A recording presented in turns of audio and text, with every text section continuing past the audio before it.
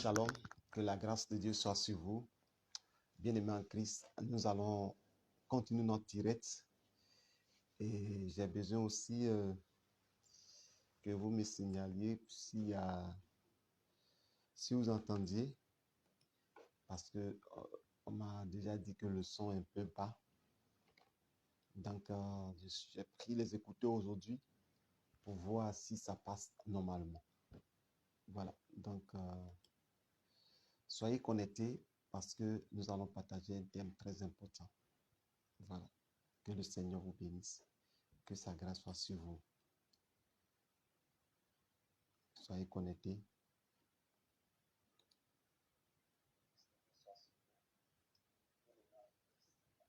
Ok, le son est bon. Ok, j'ai vérifié, c'est bon. Soyez richement bénis, que le Dieu Tout-Puissant vous bénisse, que sa grâce soit sur vous. Voilà. Nous allons commencer. Connectez-vous.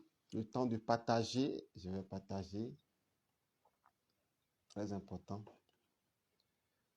Je vais partager.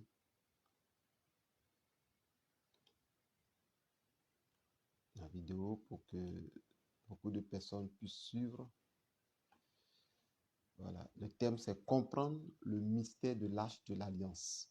Voilà. Comprendre le mystère de l'arche de l'Alliance. C'est ce que nous allons voir aujourd'hui.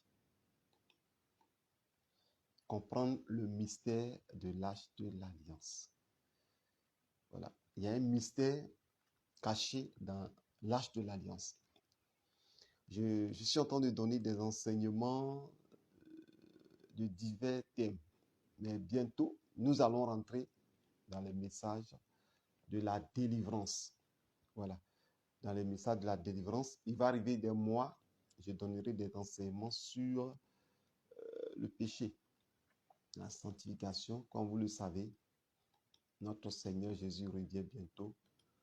Voilà, donc il aura le temps de donner des enseignements sur le péché.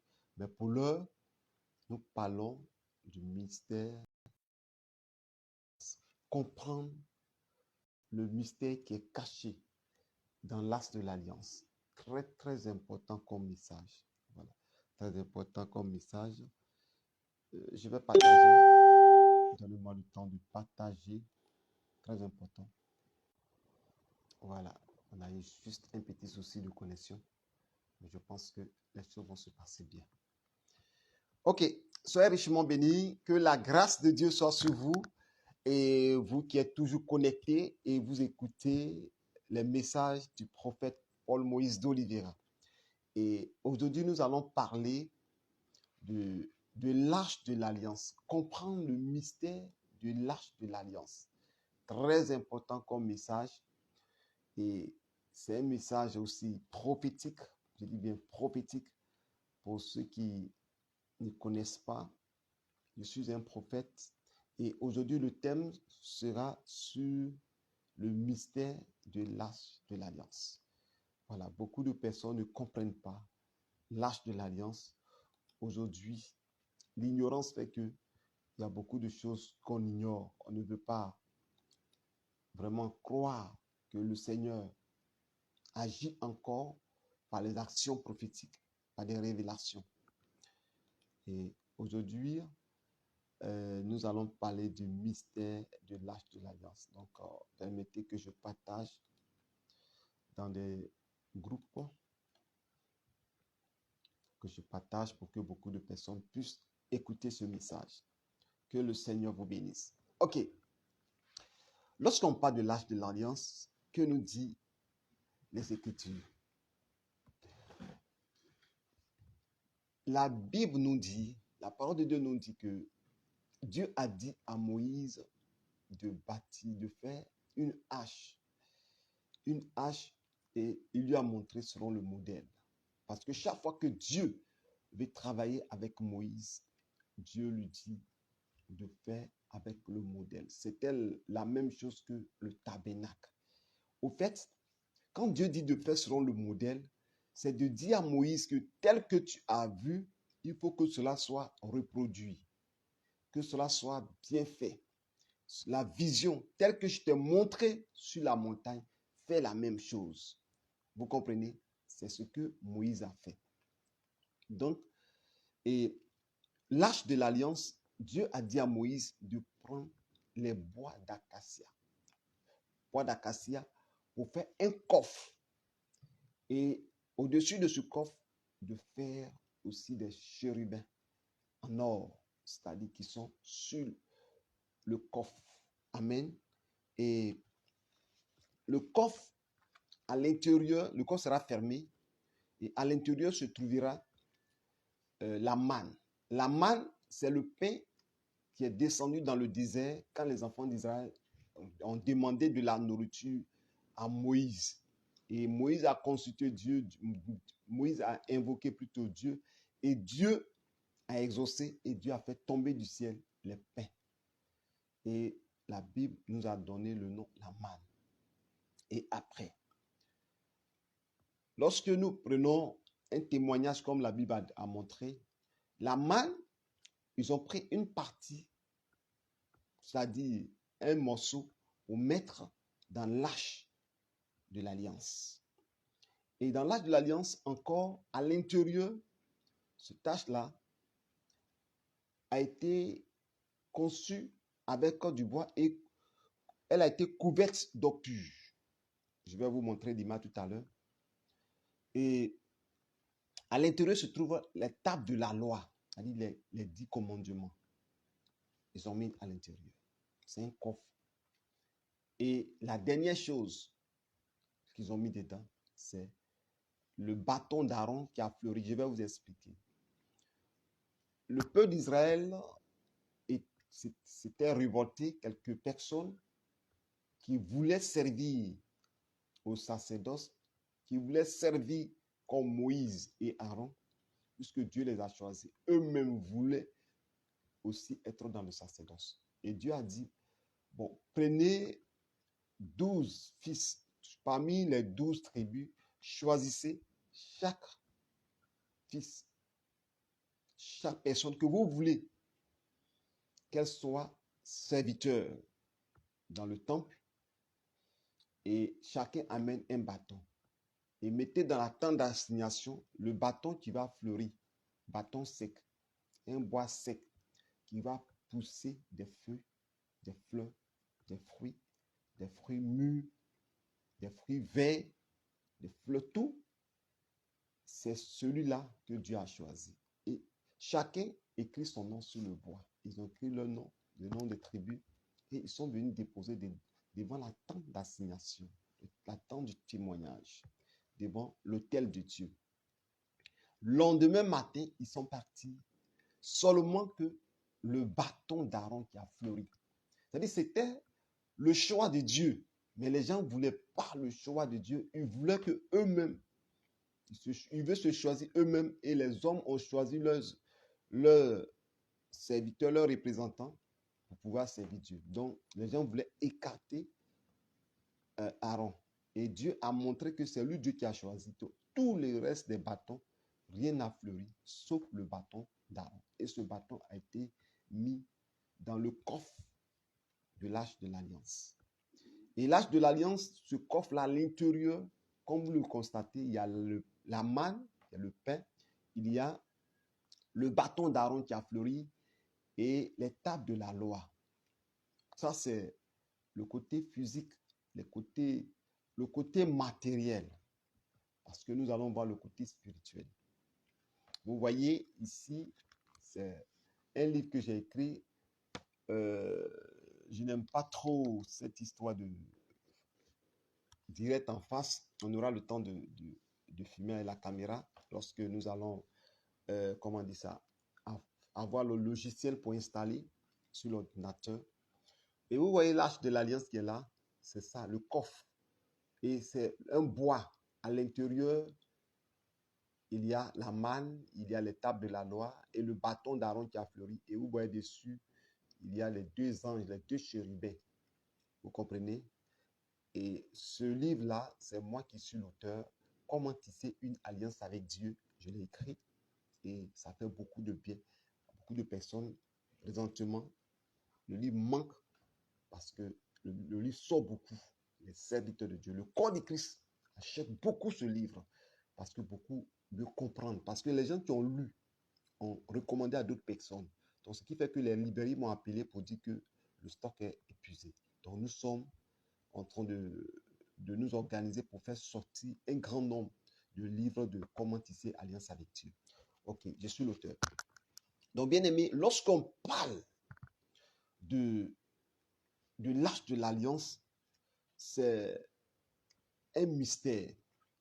Nous allons parler qu'est-ce que l'arche a fait avec les enfants d'Israël. Quel est le mystère? Quelles sont les actions que les enfants d'Israël ont posées avec l'arche plutôt? Qu'est-ce que l'arche a donné comme victoire, comme révélation, comme orientation, comme bénédiction pour les enfants d'Israël? Ce n'est pas une quête simple, c'est un mystère. Dans le thème, comprendre le mystère de l'arche de l'alliance. Dans ce livre, j'en ai parlé de l'arche de l'alliance à la page 25. Pour ceux qui ont le livre, vous pouvez voir. L'arche de l'alliance a donné la victoire au temps de Moïse. Ils ont eu la victoire. Quand ils sont en guerre et qu'ils vont devant la tente d'assignation et qu'ils rappellent l'alliance avec Dieu par l'arche de l'alliance, lorsqu'ils vont en guerre, ils remportent la victoire. À cause de l'arche, la présence de l'arche sur le camp, la présence de l'arche au milieu des enfants d'Israël, le monde des ténèbres, les ennemis d'Israël ne pouvaient pas avoir la victoire. Et lorsque nous lisons la parole de Dieu, les enfants d'Israël, tellement ils croyaient en Dieu à partir de l'arche, ils avaient maintenant mis leur confiance, leur foi sur l'arche et ils avaient oublié l'Éternel. Ils ne savaient pas que c'est l'Éternel lui-même qui a symbolisé l'arche pour montrer sa présence au milieu d'eux. Et qu'est-ce qui va se passer? Et la parole de Dieu nous dit que les enfants d'Israël vont pécher. Et quand ils vont pécher, ils se sont dit que de toute façon, même s'il y a quelque chose qui arrive, il y a l'arche qui va nous défendre. Alors que lui là même, qui a donné la révélation à Moïse pour faire l'arche, il est un Dieu saint. C'est pourquoi il a dit, je suis saint, soyez saints. Et ils ont commencé à vivre dans le péché. Et les Philistins sont venus et ils ont eu la victoire sur le peuple d'Israël. Et ils ont récupéré l'arche de l'alliance. Ils ont envoyé chez eux. Ils ont pris l'arche pour aller chez eux. Vous voyez. Donc, Israël était malheureux. Les Philistins les fatiguaient. Les Philistins les persécutaient. Et l'arche était dans leur maison. Et quand ils ont pris l'arche, ils sont partis déposer l'arche de l'alliance dans la maison de leur fétiche, dans la maison de leur temple occulte qui s'appelle Dagon. Et ils déposent l'arche de l'alliance. À l'intérieur, il y a la manne, le bâton d'Aaron qui a fleuri, et puis les tables de la loi. Après, je vais vous donner le symbole lorsque nous allons rentrer dans la deuxième phase du message. Et l'arche sera en face de Dagon, une statue qui a été faite par les Philistins. Et la parole de Dieu déclare que le lendemain, la statue s'est prosternée devant l'arche. Et ils sont venus face contre terre. Ils se sont dit que bon, tiens, parce que l'arche n'a pas été bien mise, c'est pour cette raison que Dagon n'a pas été mis, c'est pour cette raison que Dagon est tombé. Donc, ils sont venus positionner en mettant des choses, appuyer tout pour bien fixer. Le lendemain, ils sont revenus. Dagon est tombé, son cou est cassé, ses bras sont cassés. Tout est foudroyé. Et malgré ça, ils n'avaient pas ramené l'arche parce qu'ils se sont dit que c'est ce qui faisait la force des enfants d'Israël. De toute façon, ils ont eu ça. Donc, ils seront privés de l'arche de l'alliance. Ce qui faisait la fierté des enfants d'Israël, ce qui faisait leur victoire. Donc, ils vont commencer à garder l'arche. Et comme les enfants d'Israël aussi, à un moment donné, ils ont vu leur faute, le péché, ils vont commencer à se repentir devant Dieu. Et Dieu, dans son amour, va commencer à agir. À cause de la présence de lâches dans leur camp. Parce qu'ils viennent dans le péché. Or, lâche, c'est la sainteté. Où il y a la sainteté, le péché ne peut pas résister. Donc, lâche était dans un endroit impur de péché. Donc, la sainteté de Dieu qui était là va commencer à se manifester, va commencer à frapper. Et les habitants, tous les habitants de tous les Philistins ont eu l'hémorroïde. Beaucoup sont morts. Beaucoup sont morts. Et ceux qui ne sont pas morts, ils ont constaté avec le témoignage de leurs voisins pour dire, ah, si vous souffrez que vous mourrez, c'est parce que vous avez pris l'arche de l'alliance des enfants d'Israël qui se trouve sur votre territoire, c'est pourquoi vous mourrez. Et ils ont décidé de ramener l'arche chez les enfants d'Israël. Et ils ont soulevé l'arche pour aller déposer simplement. Non. Les gens ont dit, ah, si vous faites ça, vous allez tous mourir. Mettez de l'offrande, accompagnez l'arche. Et quand ils ont pris de l'offrande pour accompagner l'arche de l'alliance, arrivé en allant simplement, il y a des gens qui ont regardé l'arche. Ces personnes sont frappées. Un peuple, ils ont regardé l'arche passer. Ils ont frappé, sont tous morts. Vous comprenez? Et tous ceux qui ont vu, bien sûr, sont morts. Et l'arche est arrivé. L'arche n'était pas totalement arrivé dans la maison de David. Et qu'est-ce qui va se passer? La parole de Dieu nous dit que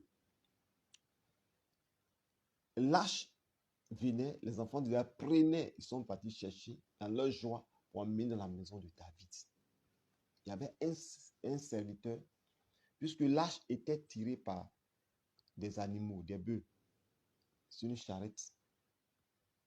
Et c'est ainsi que l'arche penchait, il est tombé, et un des enfants d'Israël voulait attraper l'arche pour ne pas que l'arche tombe pour se casser, pour détruire. L'Éternel l'a frappé. Sur le champ, il est mort. Mais quand nous voyons de la manière qu'il a attrapé l'arche, c'est normal. Parce que si l'arche tombait, l'arche allait se casser. Mais lui, il l'a attrapé, il est mort. Ce sont des messages très forts. Parfois, il y a des interdits qu'on ne touche pas. Et c'est pourquoi je donne un avertissement à certaines personnes de faire très attention. Parce que nous sommes à la fin des temps. Il y aura des temps de miracles. Il y aura de vrais miracles, il y aura de faux miracles. Il y aura des vrais prophètes, il y aura des faux prophètes. La Bible déclare que la parole de Dieu nous dit que où le péché abonde, la grâce de Dieu surabonde. Donc, ce n'est pas tout ce que vous allez voir sur les réseaux sociaux que vous allez commencer à les juger pour dire qu'ils sont des faux. Ce n'est pas tout ce que vous allez les écouter pour dire que non, ceux-là sont des faux pasteurs. Ceux-là sont des faux prophètes. Ne touchez pas à mes oeils et ne faites pas du mal à mes prophètes. Et vous vous mettez à critiquer, à calomnier, à dire du mensonge sur des gens parce que simplement, vous ne les aimez pas. Ou soit, vous pensez faire enseigner la vérité. C'est pourquoi Jésus a dit que il arrivera un temps où les gens tueront, ils passeront offrir un culte à Dieu. Or, ce n'est pas le véritable Dieu. C'est ce que les musulmans font, qu'ils appellent ça la guillade. C'est-à-dire, ceux qui ne veulent pas accepter l'islam, se convertir à l'islam, ils les tuent parce qu'ils disent que ceux-là, ce sont des gens qu'il faut les bannir. Et c'est ce que Jésus a dit, que en faisant ça, ils croient servir Dieu. Or, ils sont dans le faux. Donc, arrêtez les jugements contre les serviteurs de Dieu. Récemment, je viens de voir une vidéo où quelqu'un est en train de dire que voici les faux prophètes qui sont ici dans notre pays. Parce que dans la vidéo, je voyais que l'homme de Dieu était en train de faire appel pour des offrandes. Mais ils ont pris la petite partie pour dire que voilà, c'est l'argent, c'est ceci, c'est l'argent. Ils sont en train de demander l'argent. C'est le faux prophète qui cherche l'argent. Bien aimé, ce qui me fait souvent un peu mal, c'est quoi? Vous avez pris la partie simplement où l'homme de Dieu est en train de demander qu'on fasse une offrande. C'est la partie seulement que vous avez pris. C'est la partie où vous avez vu qu'il est en train de demander de l'argent. Je n'ai même pas suivi. Parce que la vidéo que j'ai suivie, c'est une petite partie que j'ai suivie. Et je connais bien l'homme de Dieu. Lui au moins, on n'a jamais causé, mais je le vois sur les réseaux sociaux. Et il est en train de parler, faire des offrandes, soutenez-le. Voici ceci. Celui qui veut faire telle offrande, il veut faire ceci, cela. C'est un prophète. Mais comment il est arrivé là? Là, vous n'avez pas montré. Hein. Vous n'avez pas montré. Peut-être que c'est... Ils sont en train de bâtir un temple. Moi, je n'ai pas suivi la vidéo entière. Ils sont en train de bâtir un temple. Ils sont en train de faire quelque chose où ils ont besoin de soutien. Ils sont, ils sont en train de faire appel. Ceux qui veulent donner tel million, ceux qui veulent donner tel million, ceux qui veulent certaines de mille, ceci, cela. Automatiquement, vous trouvez que non, ils sont venus pour l'argent. Bien aimé, je dis qu'il y a des faux et il y a des vrais. Moi, je ne peux pas dire que l'homme de Dieu qui est là est un faux. Je ne peux pas dire qu'il est un vrai. Mais la parole de Dieu déclare que la sagesse a été ici par ses yeux. Vous comprenez? Seul Dieu connaît l'état du cœur des gens. Dieu connaît ses serviteurs. Vous comprenez? Et aujourd'hui, je vais toucher ce point avant de rentrer dans le but du message. Beaucoup de personnes sont frappées parce qu'elles aiment critiquer les serviteurs de Dieu. Elles aiment accuser. Il y a beaucoup qui sont dans la déviation. C'est-à-dire, quand toi-même tu es assis là, tu regardes, tu sais qu'ils sont vraiment dans la déviation totale par leur enseignement. Mais tout ce qu'on peut dire, Seigneur, fais sortir ton serviteur de là. Fais sortir de là. Et je pense que ce sont des choses même en temps réel. Si un chrétien est réellement converti, on n'a pas besoin qu'il y a le Saint-Esprit, on n'a pas besoin d'aller dire, oh, lui là c'est un faux, lui là c'est un faux. L'Esprit de Dieu va le convaincre que lui là c'est un faux serviteur, lui là c'est un vrai serviteur. C'est comme ça. Mais quand vous vous mettez à dire que c'est un faux, c'est ceci, c'est cela, et que demain vous découvrez que ce n'est pas un faux, que c'est un vrai serviteur de Dieu, vous avez déjà blasphémé. Je vous ai toujours dit de faire attention. Parce que Satan sait maintenant que la seule chose qu'il peut faire pour avoir les chrétiens qui sont vraiment connectés, qui sont vraiment déterminés à suivre Dieu, c'est de dire que celui qui est en face de toi est un faux. De la même manière qu'ils ont traité Jésus de faux prophète, de Belzébuth, ils vont traiter aussi les vrais aussi de faux. Vous comprenez? Donc, du coup, on dit, oui, ils sont en train de demander l'argent. Vous savez une chose que je vais dire à quelqu'un. Aujourd'hui, les chrétiens n'aiment pas qu'on leur dise la vérité. Hier, par exemple, j'étais en train de faire une direct. Et puis quelqu'un a donné un commentaire. Parce que depuis un certain moment, j'étais très attaqué par les gens qui envoient des fétichistes, de sorcellerie, consultez ici, venez voir tel maître vaudou, venez. Donc, à chaque fois que je prêche, les messages défilaient comme ça. Et je bloquais. Et puis, je t'entends de prêcher, quelqu'un a envoyé un message. Donc, j'ai vu une fois, j'ai regardé, puis je suis passé. Après, la personne envoie encore.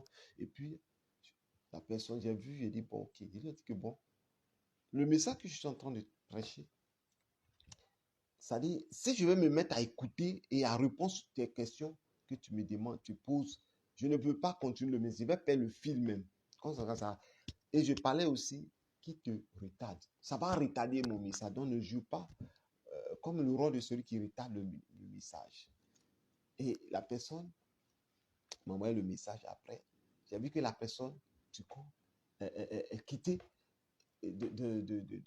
s'est désabonnée. Aujourd'hui, on ne peut plus parler la vérité à quelqu'un. Je ne sais pas qui tu es. Non, je suis ton fils, je suis dans tel pays. Voilà. Après, paf, la personne est partie. J'ai fini l'émission. Je l'appelle, il ne décroche pas. Il ne décroche pas. J'ai dit, mais combien de fois cette personne, Quand ces personnes étaient dans le monde difficile, je les ai soutenues pendant la prière. Je les ai soutenues dans le jeûne. J'ai même envoyé des livres gratuitement. Gratuitement. Mais du coup, quand il y a une vérité, automatiquement, on est choqué. C'est pourquoi beaucoup de personnes, leur vie ne change pas. Parce que il y a des personnes qui n'ont aucun respect pour les serviteurs de Dieu. Il y a des personnes qui, aujourd'hui, tout le monde parle sur les réseaux sociaux. Tout le monde est pasteur. La plupart sont des pasteurs. Mais ils ne sont pas des pasteurs. Un fidèle se lève aujourd'hui matin, il prend sa caméra, son portable, il commence à enseigner. Une soeur en Christ se lève, elle commence à enseigner. Et tout le monde est devenu des pasteurs. Et on peut insulter qui on veut, on peut parler mal à qui on veut, on peut dire n'importe quoi, n'importe qui. Vous comprenez? Et ça fait qu'aujourd'hui, les serviteurs de Dieu n'ont aucun respect sur les réseaux sociaux. C'est-à-dire, quand ils prêchent leur message, il y a des gens qui vont venir critiquer, dire des choses, insulter. Moi, quand je vois ça, ça me fait mal au cœur. Ça me fait mal au cœur parce que vous ne savez pas qui est en face de vous. Quelle est l'alliance qui le lie entre lui et Dieu? L'âge de l'alliance partait simplement. Le monsieur, lui, pour lui, il est en train de faire du bien. Dieu l'a frappé, il est mort. Pour dire qu'on ne touche pas tout le monde. Il y a des gens qui ont passé des jours, des années dans le jeûne de prière. Des gens qui sont restés dans la faim. Au moment qu'ils sont dans la faim, toi, tu étais en train de manger quelque part. Au moment que lui, il se consacrait, tu étais encore dans les maquis, tu buvais. Aujourd'hui, tu as 10 ans de conversion.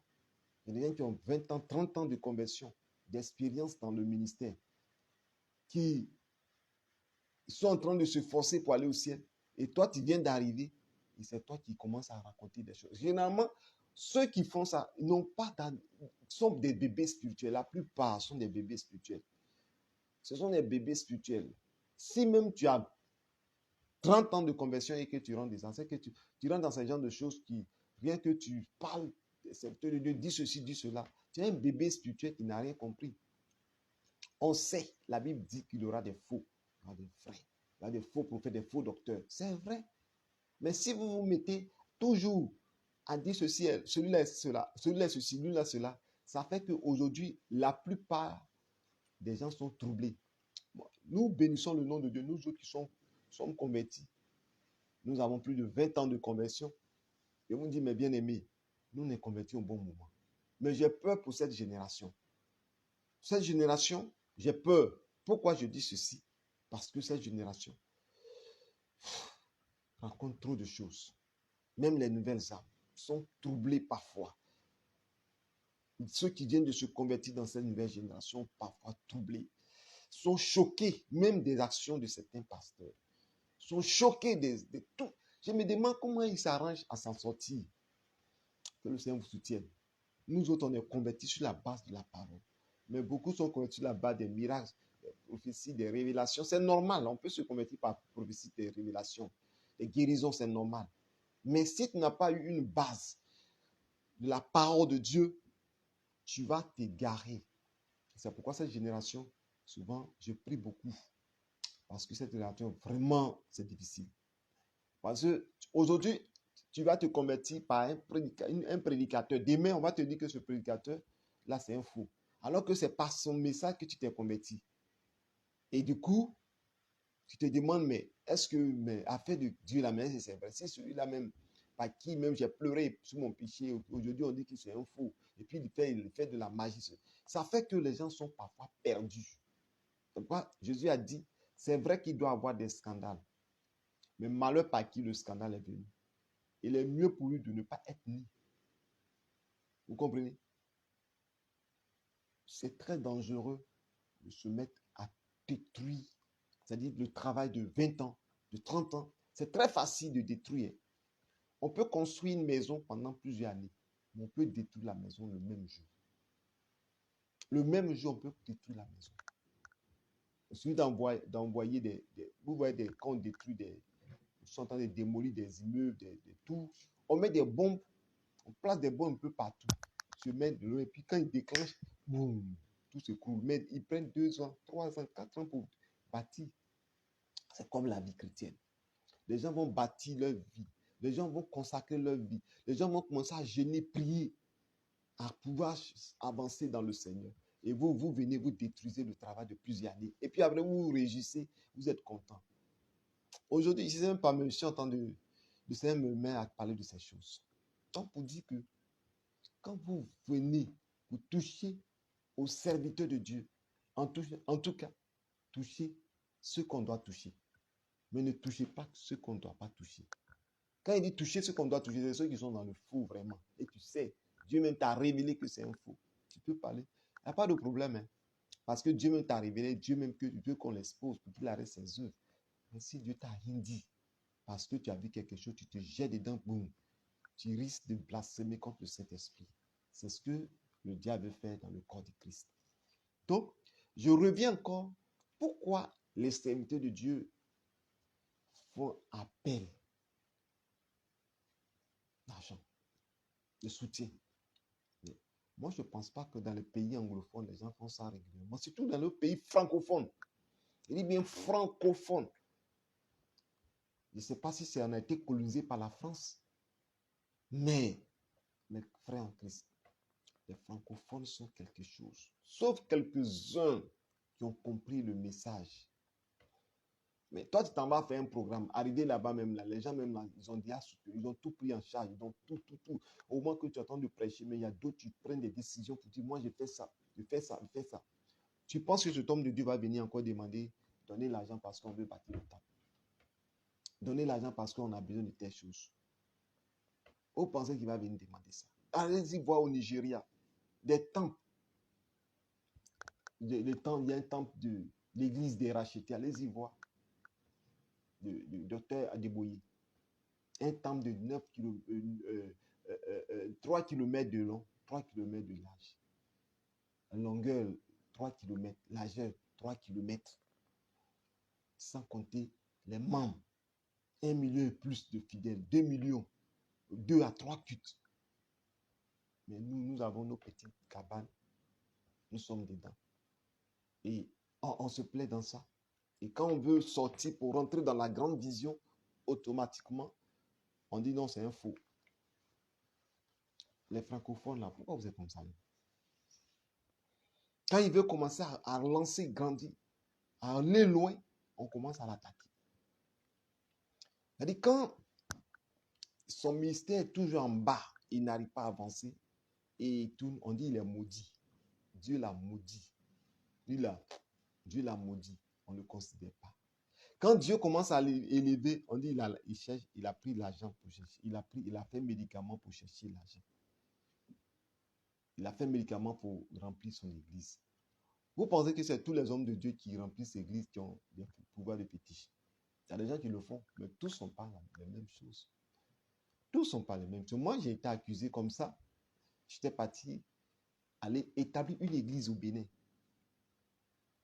Quand j'ai commencé ici, et j'ai vu que l'église ici, en Gré, était établie, quand j'étais en Gré, au niveau là-bas, quand l'église, le temple était en Gré vers le château, pour ceux qui connaissent, dès que j'ai commencé à établir des églises, maintenant, Benoît, Divo, un peu partout, comment il a commencé à établir net, il dit, bon, le Seigneur me dit, ton heure est arrivée, tu dois aller au Bénin, faire une œuvre. Du Bénin, tu vas à la Mauritanie, de la Mauritanie, tu vas aux États-Unis.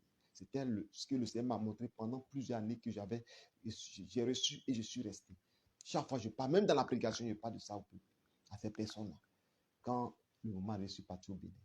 Je suis arrivé là-bas avec un frère et j'ai commencé à prier. Il y a l'un des pasteurs qui a été formé par mon canal qui lance, il dit, oh, écoutez, vous voyez, il est parti, c'est pour aller prendre le pouvoir de Vaudou. Et il y a des gens qui sont ignorants, qui n'ont pas le Saint-Esprit. Au lieu de demander au Saint-Esprit ce qu'il a dit, c'est vrai, automatiquement, les gens ont cru. Quand je suis venu, l'église était disloquée. Les gens commençaient à murmurer, les gens commençaient sans le savoir. Le Saint-Esprit m'a révélé toutes ces choses. Et je vous l'assure, je suis revenu. Tel pasteur s'en va, lui là s'en va, tel fidèle, l'église est tombée. Quand l'église est tombée, c'était leur joie parce qu'ils ont eu leur victoire. Attends, tu vas gagner quoi dans ça? Oui, tu as détruit l'église, tu es content. Tu as détruit. L'œuvre de Dieu ne se détruit pas. Ça se relève. C'est comme le bois d'Aaron. Je ne suis pas encore rentré dans le thème, mais le Saint-Esprit qui conduit fait ce qu'il veut. Voilà. S'il faut que je prête la deuxième partie de ce message, comprendre le mystère de l'Arche de l'Alliance, je le ferai. Mais il faut que j'en parle. Mais bien aimé, ce que je suis en train de dire, c'est très important. Et bien aimé en Christ, l'Église est tombée, ça se réduisait partout. Il y a des gens qui se moquaient. Ce ne sont pas des païens. Je dis, ce ne sont pas des païens qui se moquaient. Ce ne sont pas des païens qui se réjouissaient. Ce sont des pasteurs, ce sont des fidèles, ce sont des chrétiens qui se réjouissaient. Mais bien aimés, je sais que dans les pays anglophones, la jalousie existe là-bas. Mais nous, les francophones, on est champions dans la jalousie. Champions méchanceté. Et vous avez pris ces choses-là. Les hôtels, comme j'ai prêché hier, Rachel qui vole les hôtels, les hôtels démoniaques, le fétiche de son père pour suivre Jacob, son mari. C'est comme ça que vous avez pris vos comportements païens pour venir dans l'église encore. Vos comportements de vos jalousies, vos méchancetés, vos vengeances dans le monde, vos règlements de compte, vous avez amené ça dans la maison de Dieu. Rien que pour détruire. C'est pourquoi la Bible déclare que beaucoup sont appelés, mais peu d'élus. Beaucoup sont appelés de peu d'élus. Comprenez? Beaucoup sont appelés peu d'élus. Bien aimé, ce message, tu dois comprendre et l'écouter parce que c'est très important pour ta vie toi-même. Toi qui m'écoutes, très important. Et après cela, mes bien-aimés en Christ, je suis venu, j'ai recommencé. Depuis, je crois, en 2018, jusqu'à cela, je suis encore ici en Côte d'Ivoire. Même mes effets sont restés au Bénin. Mes bagages, tout ce que j'avais, tout est resté là-bas. Et je suis là. Et je suis envie de recommencer. Je suis envie de reprendre. Mais eux se réjouissent. Mais Dieu, dans son amour, a commencé à rétablir les choses. Que le Seigneur vous bénisse. Donc, il ne faut pas, bien aimé, attrister le Saint-Esprit. C'est pourquoi Paul a dit, n'attristez pas le Saint-Esprit qui est en vous. L'esprit que vous avez reçu de Dieu. Donc, arrêtez de salir des hommes de Dieu sans raison valable. C'est-à-dire, pour rien comme ça, vous les salissez. Non, il a fait ceci, il a fait cela.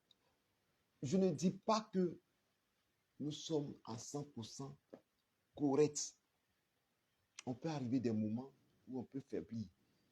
Et il y a des péchés même, je ne t'encourage pas de tomber dedans. Mais là, si tu tombes dedans, tu es foutu. Vous comprenez? Tel que l'adultère, tel que le fétiche. Non, non, non. Et d'autres. Mais reste fidèle à Dieu. Dieu va te relever. Homme frère, servant de Dieu, Dieu va te relever. Donc, je continue avant de rentrer dans le thème.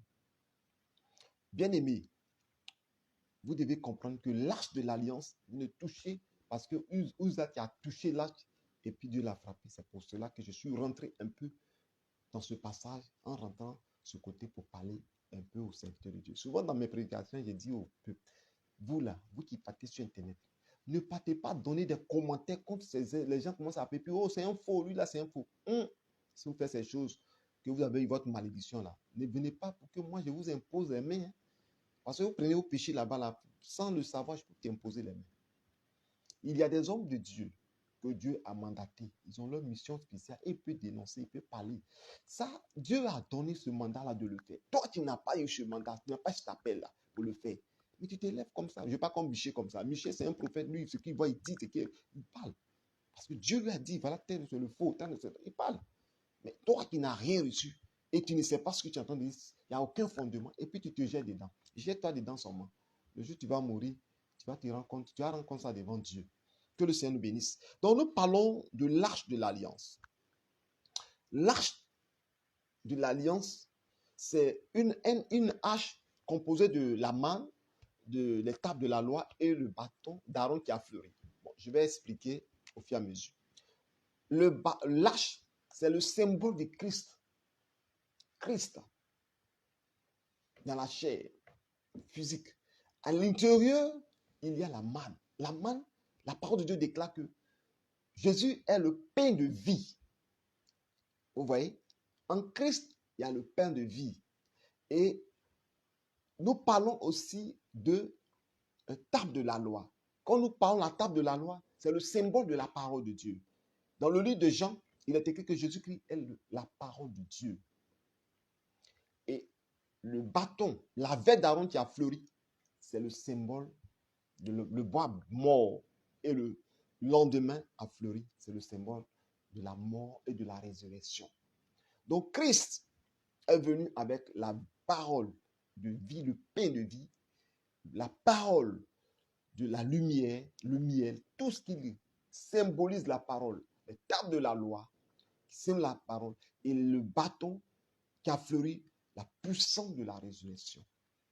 Et l'âge, quand ils ont ramené l'âge, et que l'âge a tué Uza, David a dit, bon, si c'est comme ça que l'âge veut tuer les gens, c'est pas la peine qu'on amène chez moi. Et il dit, bon, envoyez chez le vieux Edom, Obed Edom. Et le monsieur a pris l'âge de l'alliance, l'a déposé chez lui à la maison. Et l'âge a commencé à bénir sa maison. Toutes les femmes, les filles, les personnes sont stériles. Les femmes stériles ont commencé à enfanter. Toutes les femmes malades, toutes personnes dans sa maison ont commencé à recevoir la guérison. Sa production au niveau des champs, la productivité, la multiplication, l'abondance. David a pris la nouvelle, il dit, mais écoutez, si c'est comme ça que l'âge est tué, mais je pense que j'ai compris pourquoi l'âge a tué.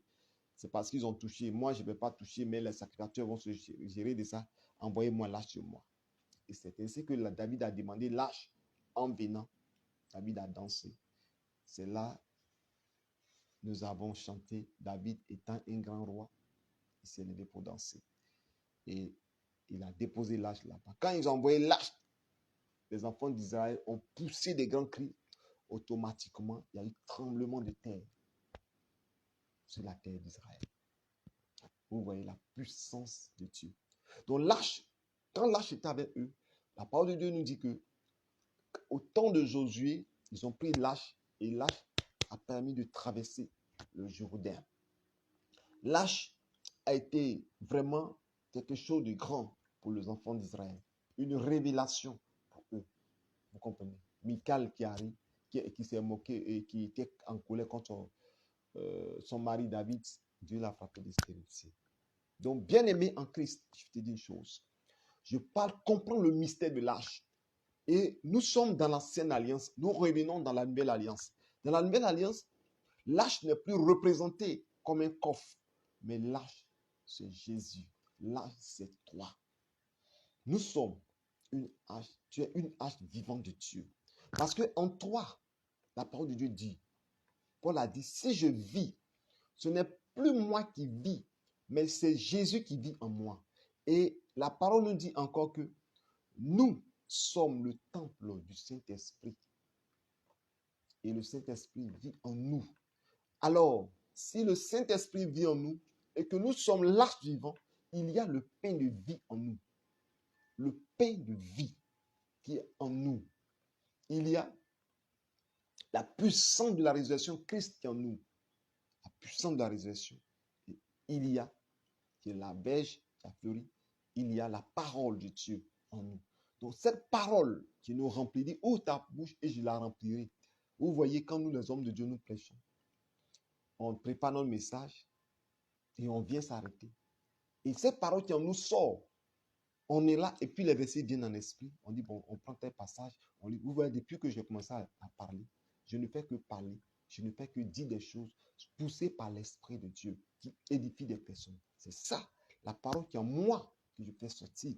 La parole qui vit en moi, l'Esprit de Dieu qui est en moi parle.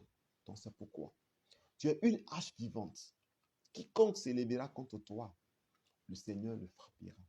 Comme l'hache a été vue, des gens qui te regardent mal, des gens qui pensent mal de toi, il suffit de te regarder et que tu vis dans la crainte du Seigneur, dans la volonté de Dieu. Tous les sorciers qui porteront leur regard méchant contre toi, Dieu les jugera parce que tu es une hache vivante de Dieu. Comme ce peuple-là qui a regardé l'âge. Vous comprenez? Le peuple, on les appelle les gens de Beth Shemesh. Ce sont eux qui l'ont regardé passer simplement. Dieu les a frappés. Si les gens méditent contre toi des mauvaises pensées, dis, je suis une hache vivante enfants de Dieu. Et là, le jugement de l'âge qui a frappé le peuple de Beth Shemesh, que ce jugement le frappe. Ce message, je l'explique, en même temps, je tombe dans le domaine du combat spirituel. C'est un message de combat spirituel. Parce que tu as une hache de Dieu. Tu libères la parole de Dieu. La parole de Dieu qui est en toi. La puissance du miracle. Qui est, le miracle, c'est-à-dire la résurrection, le bois qui a pleuré aussi, c'est le signe du miracle. Le miracle de Dieu en toi. Dieu amène à l'existence ce qui n'existe pas. Il fait de toi une nouvelle personne. Un homme nouveau qui change ta mentalité, ton esprit et te fait rétablir dans sa gloire. Que le Dieu Tout-Puissant te bénisse et que sa grâce soit sur ta vie. Bien-aimé, je te conseille de prier et de dire à Dieu de faire une alliance de révélation, le prophétique. Pour ce livre aussi, vous devez commander le livre Comment tisser une alliance avec Dieu. Je suis l'auteur de ce livre. Voilà. Que Dieu vous bénisse. Je pense que nous allons nous arrêter là. Et par la grâce de Dieu, nous allons continuer. Mais, mes bien-aimés, pour terminer, il faut dire que on aura un programme dans ce mois d'août pour rentrer dans le mois de septembre. C'est-à-dire, on aura 7 jours de jeûne, prière, de combat, spécialement des thèmes de combat. Je parlerai des hôtels, je parlerai des âmes emprisonnées, comment sortir de là. Je parlerai de la puissance de la guérison, la puissance de la parole. Je parlerai des esprits, des eaux, des liens de famille, de la stérilité qui empêche des vies d'être rétablies, d'avoir des enfants, les esprits qui attaquent le ventre, les maladies, de tout ce qui est de chèque. Je parlerai parce que j'ai déjà écrit ces livres-là. J'ai pris le livre Sortez de la prison. Je suis également l'auteur de ce livre. J'ai écrit plusieurs livres. Il y a aussi ce livre-là, si vous connaissez, Prophétie sur les eaux. Je suis l'auteur de ce livre. La délivrance de l'âme, ça manque. Il y a un vieux qui est là, qui a trouvé ça quelque part pour juste vous montrer. Vous trouvez ce livre-là, je suis l'auteur, délivrance de l'âme. Et bien d'autres livres. J'ai écrit 7 livres. Que le Seigneur vous bénisse. Hier, j'ai présenté 12 jours d'alliance, prophétie et de miracles. Donc, on aura du 25 août au 1er septembre 7 jours de jeûne et prière. Et ça sera en direct. Je pense que l'heure, elle sera à 18h30. Pour que les travailleurs, ceux qui sont à l'heure GMT, sont entrés, ceux qui sont en Europe, qui me suivent aussi, sont aussi à la maison. Ce sera en direct sur Facebook. Et Dieu voulant, je verrai comment, si je puis installer le logiciel, je vais le faire en Face et en YouTube pour que beaucoup de personnes puissent suivre.